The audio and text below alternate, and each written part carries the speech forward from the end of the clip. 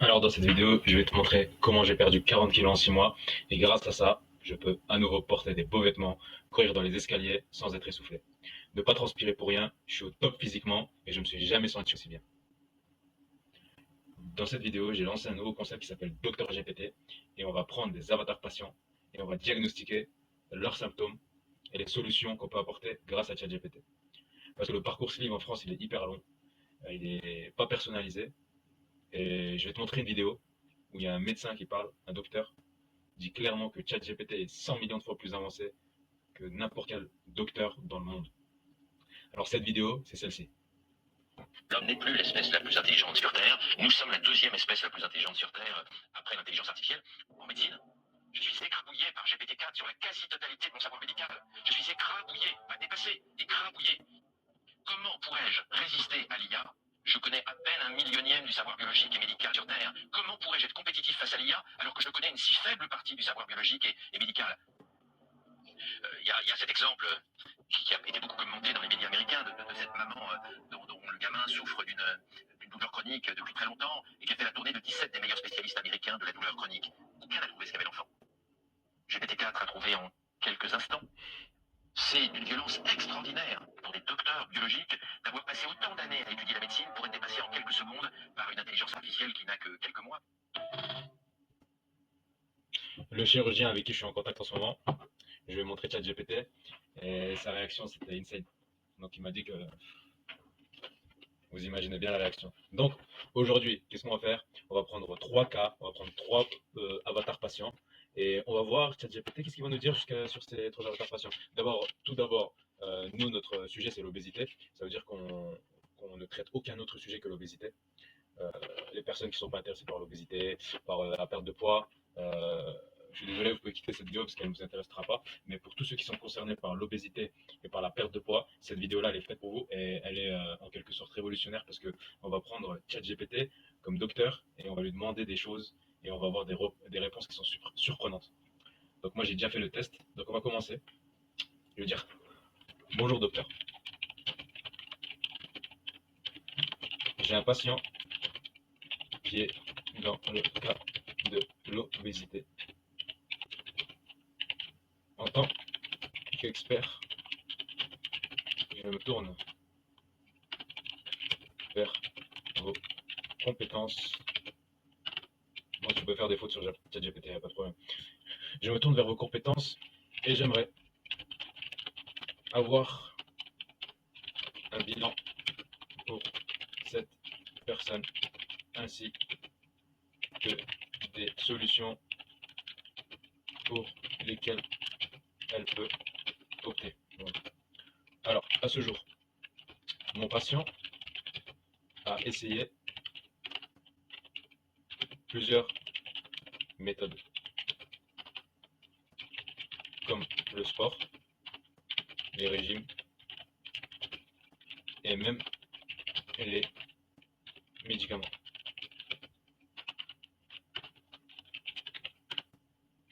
Donc on lui envoie ça, on va attendre ce qu'il nous répond. Alors, bonjour, merci pour ta confiance. Voici une approche complète et structurée pour l'évaluation de ton patient obèse. Suivi. Des solutions adaptées selon les cas. Alors, il va nous demander le poids, la taille, l'IMC actuel, l'âge, le sexe, périmètre abdominal, antécédents familiaux d'obésité, diabétique, etc.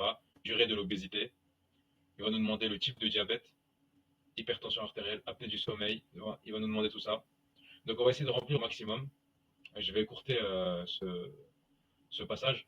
On va aller droit au but, on va prendre le moins de détails possible, mais on peut pousser la chose jusqu'à là. Donc vous voyez, hein, apnée de sommeil, dyslipidémie, stéatose hépatique, arthrose, donc il demande vraiment tout, hein, pour avoir le bilan le plus complet. C'est pas comme quand vous allez chez le médecin. Moi je suis allé, j'ai fait le parcours sleeve, hein, avant de faire Moi j'ai fait la sleeve, je faisais 135 kilos pour bon, ça va à plus d'un mètre 90, mais aujourd'hui je suis comme ça, hein. Comme ça. Donc je pense que aujourd'hui, je suis assez légitime pour parler d'obésité. Je l'ai connu en profondeur pendant bien une dizaine d'années. Donc, nous, on va faire simple. On va lui donner le minimum d'informations. Donc, le premier cas, on va prendre Sarah. On va prendre Sarah, 34 ans. 1m64, 118 kg. Elle est ingénieure. Elle travaille 50 heures par semaine et n'a pas le temps d'avoir des rendez-vous tous les 6 mois. Donc, elle veut une solution rapide et efficace. Qu'est-ce qu'il va nous dire? Alors, merci pour les infos, ok, fiche clinique, ok. Alors, son IMC, pour 118 kg, 1m64, il est de 43,9. Elle est en obésité morbide. Et les femmes, elles cachent bien leur poids en plus, hein. Donc, ça se trouve, Sarah, elle est même pas consciente qu'elle est en obésité morbide. Elle se dit, ouais, je suis en surpoids. Donc, professeur ingénieur, hein, contrainte, peu de disponibilité, recherche de solutions rapides, efficaces et sans perte de temps. Alors, son diagnostic, c'est quoi? Sarah présente une obésité sévère, d'accord? Un mode de vie à haut niveau de stress, manque de temps, difficile de maintenir un suivi classique en France, rendez-vous espacé de 6 mois et ça dure entre 12 et 18 mois. Un profil idéal pour une chirurgie à l'étranger avec un parcours accéléré. Alors, recommandations médicales. Chirurgie bariatrique en parcours accéléré à Istanbul. Donc la meilleure option, c'est pour elle, pour son cas, c'est la sleeve gastro. Moi, je dis la sleeve gastrique, mais ChatGPT dit la sleeve gastrectomie. Donc je pense que c'est la sleeve gastrectomie. Alternative selon l'évaluation, bypass c'est présence de reflux ou troubles métaboliques associés. Bon, moi je vous dis un truc, c'est que tout ce qui est bypass, moi si le médecin me dit qu'il faut faire un bypass, moi je me lance pas là-dedans. Parce que le bypass c'est vraiment compliqué, il y a un changement dans. On branche directement l'intestin, ça va pas en fait. Le bypass c'est vraiment compliqué, il y a beaucoup de complications. La sleeve c'est vraiment une chirurgie qui est tranquille, il y a, allez, pour pas dire 100% de réussite, il y a presque 100% de réussite. Donc le parcours il est express. Le jour 1, il y a le bilan complet. Le jour 2, échographie, anesthésie, chirurgien. Le jour 3, il y a opération. Le jour 4, suivi post-op plus départ. Donc, aucun rendez-vous préalable étalé sur plusieurs mois. Pas besoin de psy, nutritionniste, etc. à redevenir. Tout est inclus sur place. Donc, il faut quand même une préparation psychologique. Même s'il n'y a pas besoin de 6 mois, en fait, il faut vraiment prouver son pourquoi. Pourquoi je suis prêt à me faire opérer. C'est ça le plus important. Moi, mon pourquoi, c'était quoi? C'était de ne pas rentrer dans mes habits. C'était, j'ai des enfants, j'arrive même pas à courir derrière eux. Je monte des escaliers, je suis essoufflé, je suis toujours obligé de prendre l'ascenseur. Je suis assis, je transpire. Bon, maintenant, tout ça, c'est réglé. Je fais 1m91, 91 kg, j'ai 25 de IMC. Tout va bien pour moi, je me sens heureux, je prends mes compléments alimentaires, je fais mon suivi, j'ai un accompagnement sérieux, je parle tous les jours avec mon chirurgien. Après, j'ai une relation privilégiée avec lui, je lui ai ramené une dizaine de personnes, donc c'est un peu normal, mais tout le monde n'a pas cette chance, malheureusement. Donc, les avantages pour Sarah, c'est quoi? Gain de temps monumental, pas d'attente 1 an en France, décision autonome et éclairée, dès maintenant grâce à l'évaluation de l'IA. Donc, on va la suivre avec l'IA. Un accompagnement personnalisé avant, pendant et après la chirurgie. Donc, moi, j'ai déjà des prompts qui sont préparés. Là, c'est juste c'est docteur expert obésité bariatrique, c'est un GPT parmi tant d'autres que j'ai. J'ai des plus avancés pour les personnes qui. Équipe expérimentée, matériel haut de gamme, confort VIP. Donc à Istanbul, moi j'ai vu de mes yeux. En France, j'ai vu de mes yeux, c'est pas le même matériel, ça n'a rien à voir. Ils sont à des années-lumière en termes médicaux par rapport à nous. Prix largement inférieur au parcours français pour un service bien meilleur. Donc ça, peut-être que la sleeve c'est pris en charge, mais le ballon gastrique et le botox gastrique sont pas pris en charge. Ils sont pas pris en charge et la sleeve gastrique, t'attends 1 an pour l'avoir et il t'opère et il t'abandonne. Et après, il te donne des rendez-vous tous les 6 mois. Sauf que le premier mois, les amis, c'est le plus difficile. Il y a toujours un prix à payer avec des objectifs. Je le dis dans un réel Instagram, c'est que chaque objectif, il y a des sacrifices à faire. Il y a toujours un prix à payer. Et si tu es prêt à payer le prix, tu vas réussir. Mais si tu n'es pas prêt à payer le prix, si t'es pas prêt à payer le prix, ben, tu vas abandonner ton objectif. Donc au final, tu vas prendre du poids, tu vas grossir, tu vas prendre du poids, tu vas devenir comme les Américains là. Un truc que je ne le souhaite à personne, hein, mais en général, c'est ce qui se passe, hein. Quand tu laisses 5 kilos, 10 kilos par an, 10 kilos par an, 10 kilos par-ci, ça va vite, hein. En 10 ans, tu prends 100 kilos, hein. Donc, deuxième étude de cas. J'en ai 3 au tout. Je vais passer à Christelle, 28 ans. Donc Christelle, 28 ans, elle est mère au foyer. Elle fait 1m68 et 85 kg. Donc elle, c'est un cas un peu plus léger. Donc je vais l'écrire sur ChatGPT. Je pense que je vais écourter le moment là, comme ça c'est un peu plus fluide. Et on va voir ce que ChatGPT nous dit.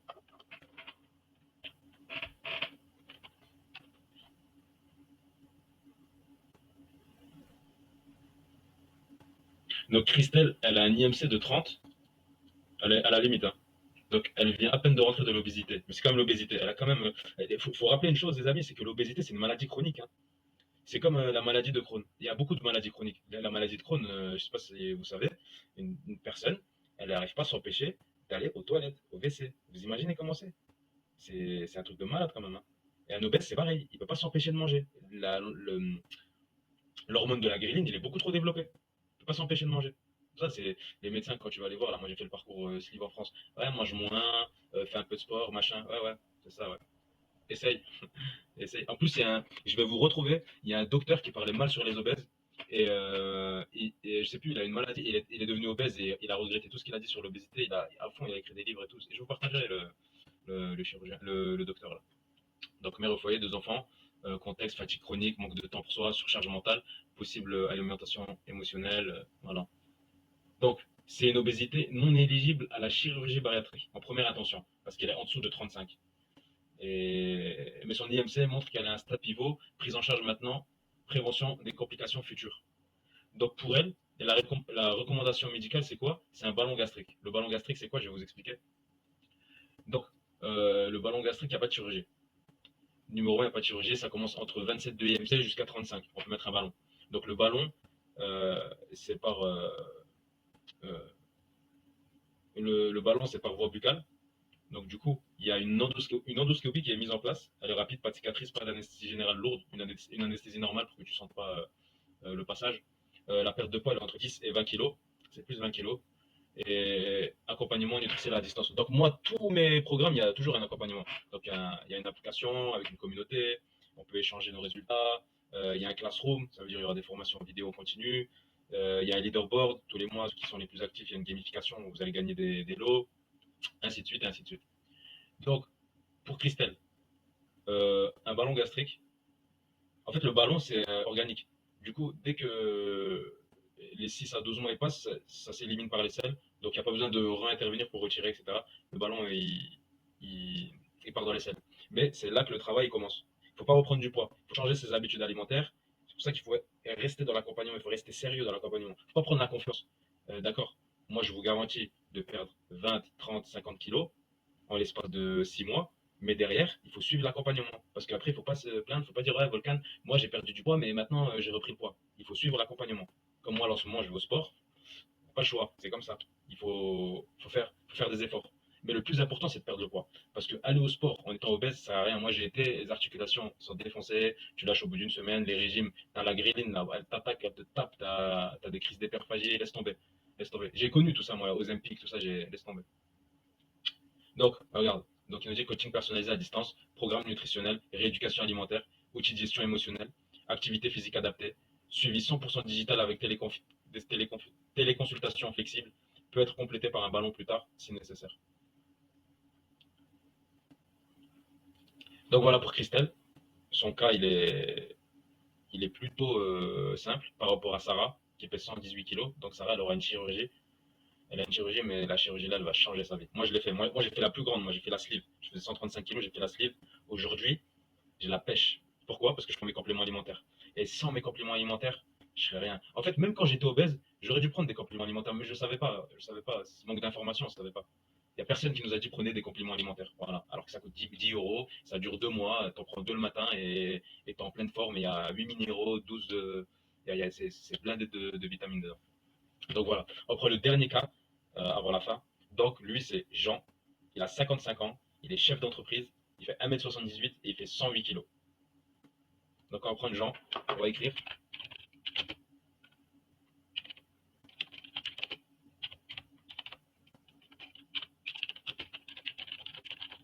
Donc là on va mettre qu'il bosse 80 heures par jour, comme moi.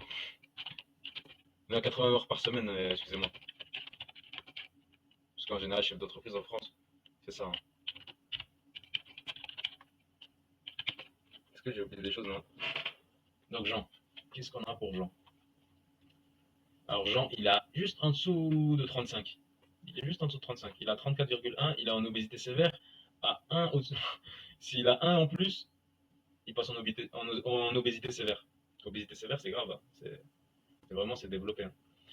Alors, Jean est dans la zone critique, obésité sévère, probablement installée depuis longtemps, probabilité élevée de le mot là, je galère. Je suis désolé, je l'écorche à chaque fois. Comorbidité silencieuse à cet âge. HTA, prédiabète, apnée du sommeil, foie gras. Donc lui, il a la totale. Alors, fatigue chronique, stress élevé, parce qu'il travaille plus de 80 heures par semaine. Prise de poids probablement multifactorielle. Échec quasi certain des approches classiques vues à sa charge mentale et professionnelle. En fait, Jean, il n'a même pas le temps d'aller au sport. Il n'a même pas le temps de bien se nourrir parce qu'il court à droite à gauche. Il doit manger vite fait. Donc, le mieux pour Jean, c'est de ne plus manger. En fait, le jeûne, la meilleure des choses, si vous arrivez mentalement à faire des jeûnes intermittents, vous allez voir le changement, c'est déjà incroyable. Sans faire la chirurgie ou quoi, hein, sans prendre les conseils que GPT donne. Essayez déjà le jeûne intermittent, vous allez voir la différence. Après, vous allez vous dire que le jeûne intermittent, il faut que j'arrive tout le temps. Mais le problème, c'est la gréline. Il ne laisse pas faire le jeûne intermittent. Donc voilà, solution médicale recommandée, lui aussi une sleeve. Donc pareil, 4 jours à Istanbul, bilan complet, check médical, consultation pré-op, sleeve, suivi post-retour. Donc, les amis, nous, à Istanbul, on prend en charge de A à Z. Donc, vous avez un transfert VIP quand vous arrivez à l'aéroport, dans un van, avec la télé, tout ça. On vous ramène à l'hôtel. Vous avez une première nuit à l'hôtel, dans un hôtel 4 ou 5 étoiles. Comme ça, vous vous posez bien. On fait une réunion, on vous explique ce qui va se passer, etc. Et tout ça après avoir préparé votre mindset, hein, que vous soyez prêt à foncer. Et le deuxième jour, on débarque à l'hôpital. À l'hôpital, ils font tous les tests. Si le chirurgien, il analyse, il voit que vous êtes un cas normal, genre vous n'avez pas de complications bizarres, etc. Donc, il fait, euh, il fait l'opération. Donc, que ce soit la sleeve, le ballon, le botox, parce qu'il y a le botox aussi, mais je ne vais pas en parler dans cette vidéo. Le botox, je vais faire une autre vidéo. Parce que le botox, c'est pas trop connu encore. Et c'est plus pour les gens qui veulent perdre 5 kilos, 10 kilos. Tu vois, c'est vraiment, c'est léger. Aujourd'hui, on parle plus de sleeve et de ballon pour une perte de poids pour les gens qui ont plus de 30 IMC. Donc voilà, ça se passe comme ça. Et tous les transferts, on s'en occupe entre la clinique et l'hôtel. Parce que après la clinique, il y a encore une nuit, 5 étoiles, 4 étoiles dans un hôtel. Et on vous accompagne après dans une communauté, dans un groupe school, dans une application où tout le monde va partager ses résultats, ça va vous motiver. Il y aura moi derrière vous, vous pourrez me contacter quand vous voulez, vous pouvez me poser des questions quand vous voulez. C'est un accompagnement de A à Z, ça n'existe pas encore dans le marché ni francophone, ni turcophone. Peut-être au States, je connais pas toutes les États-Unis par cœur, mais moi je veux vraiment faire un accompagnement parce que c'est ça, en fait c'est ça que j'ai besoin. J'avais besoin de ça en fait. Si j'avais quelqu'un qui me soutenait, surtout mes premiers mois quand ça allait pas, je dois prendre quoi comme médicament, je dois. Et pourtant ma femme elle a fait la sleeve avant moi, ma mère elle a fait la sleeve avant moi, hein. Je me suis pas lancé comme ça, hein. J'ai vu les résultats de mes yeux, mais j'ai l'impression que j'étais seul en fait. Parce que je voulais pas trop parler avec les gens. Les seules choses que je pouvais faire, c'était prendre mon téléphone et scroller. Mais au lieu de scroller, là, vous allez vous retrouver dans une application avec des gens qui parlent de la même chose que vous. Vous aurez des gens qui seront au même stade que vous. Vous aurez des gens qui auront passé le stade là, qui vont vous donner des conseils. On arrive à 28 minutes de la vidéo. Donc, je vais couper. J'espère que cette vidéo vous aura beaucoup intéressé. Et faites-moi des retours, faites-moi des commentaires. Qu'est-ce que vous pensez de cette méthode? Et à bientôt.